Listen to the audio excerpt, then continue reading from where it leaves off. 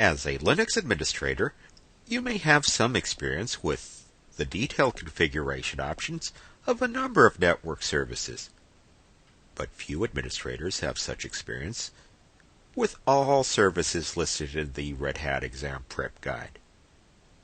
And that's why the Exam Prep Guide suggests that you need to configure each service for basic, and I emphasize basic, operation.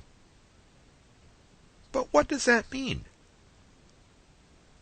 The system should function as intended. If in doubt, it should be verifiable without firewalls or security-enhanced Linux. But that brings up another question. Should you configure services before configuring security? That's sort of a philosophical thing. I think that's the way to do things in real life.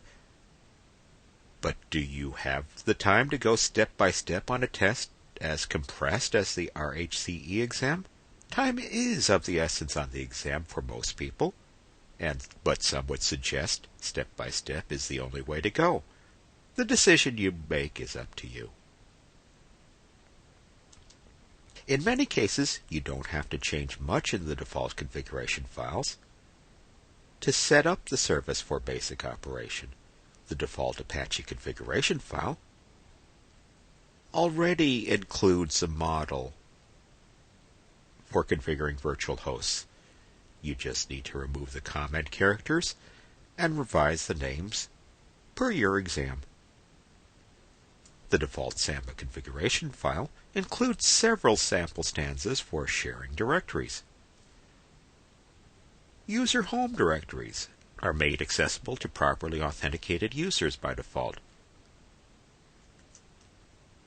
The default VSFTPD configuration file, once activated, sets up an anonymous FTP server.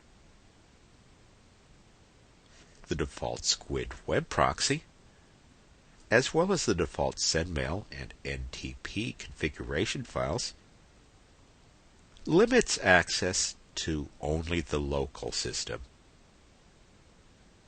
You need to activate the desired protocols in the default Dovecot configuration file.